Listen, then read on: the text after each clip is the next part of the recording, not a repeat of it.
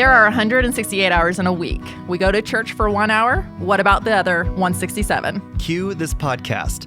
We're here to bring the church to you the rest of the week. I'm David Vogel, the Director of Communication here at Central Community Church. I'm Cori Broddle, the Director of Community. We've been to the 1 hour in church. Now welcome to the other 167.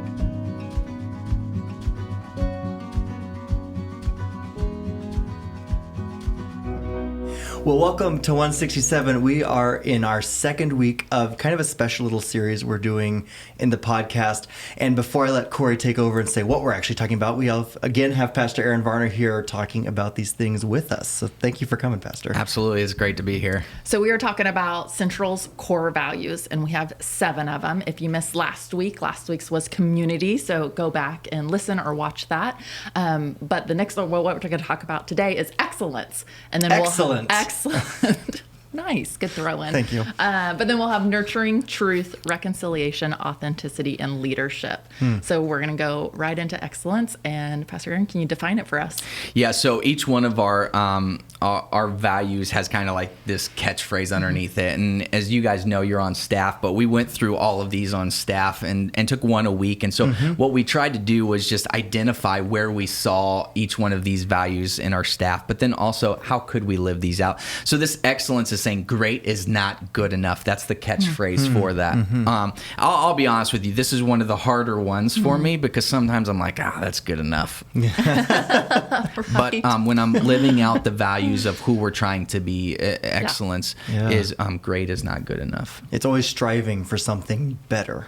Like you take one step, you don't stop, you keep going. Yeah, absolutely. The thing that I would like to point out is in this, there's a difference between excellence and perfection. Okay. And one of the problems that I think that we have in life, and maybe whether you're a business leader or a church leader or even at your house, if you're a stay-at-home mom or dad, there's a difference between excellence and perfection. In business school, so I got my MBA and congratulations. Thank you. I was just trying to lead in. I'm not trying to brag. I'm just trying to lead in on why I'm talking about this.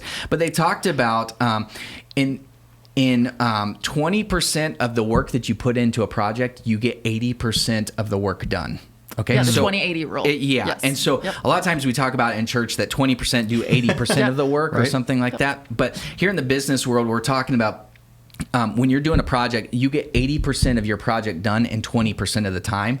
Then the next 80% is doing that last 20%. You can do so much. You can make great strides at the first part, but you get to that 80% mark of that finishing a project. Yeah. And then there's this gap that you feel like it takes you forever to finalize that. It's in the small details. Yeah. Now, here's where we struggle in life.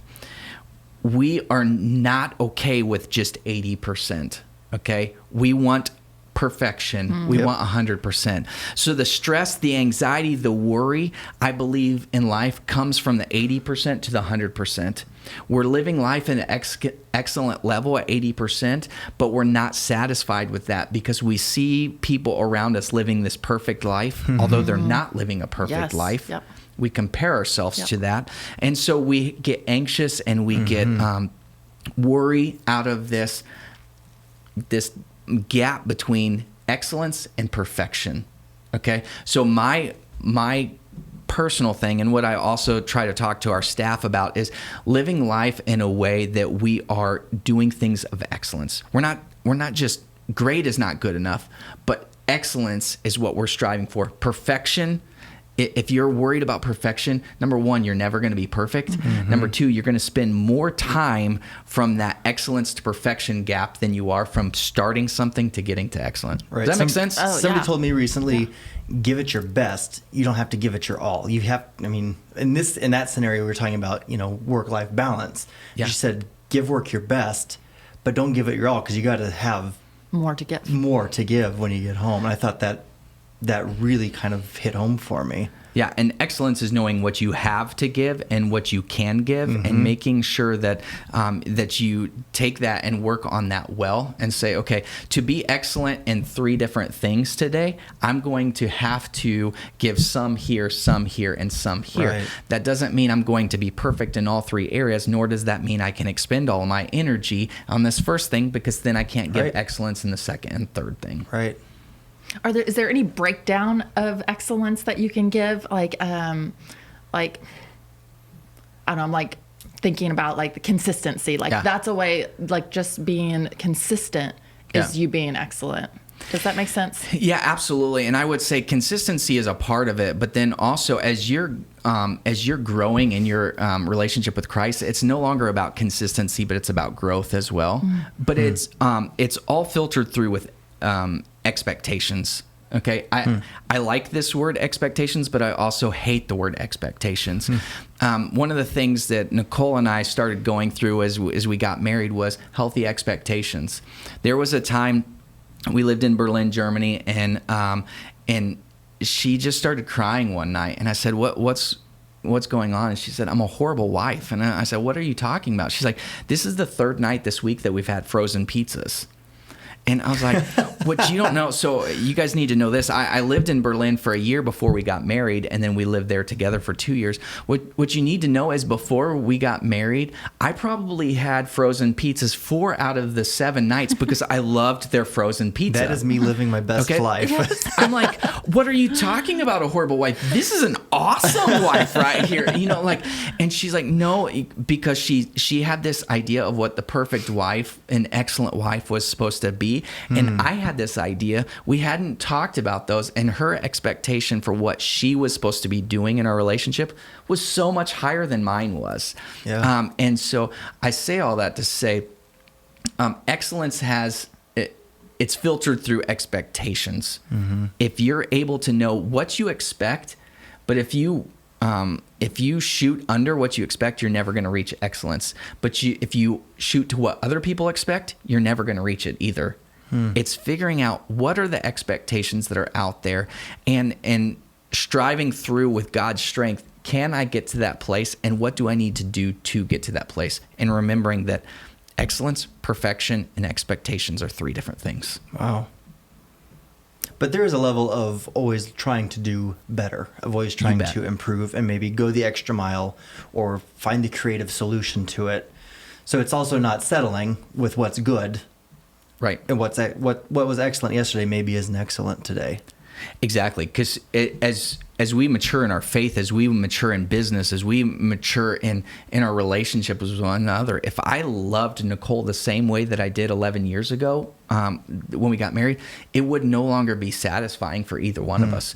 It always needs to be growing. That's what we need to be about. But it's kind of like Scripture says that if you abide in me, you will bear much fruit. I shouldn't be worried about the fruit. The fruit isn't what's going to be excellent. The excellence is in abiding in him. And the more I abide in him, the better the fruit becomes. But it's all about how can I abide in him more today than I did yesterday? How can I think about him and love my relationship more with him today than I did yesterday? And then the fruit will come. I think the same thing's true with business or with relationships with one another or whatever you're doing. Homework. Homework.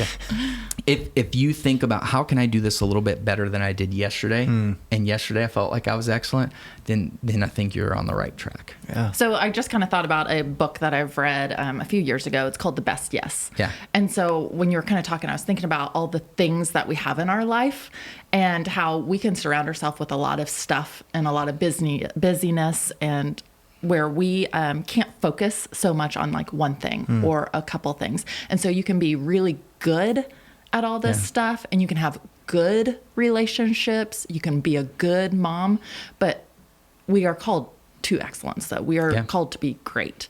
And so sometimes we got to say no to stuff in order to be great at more stuff. Does that?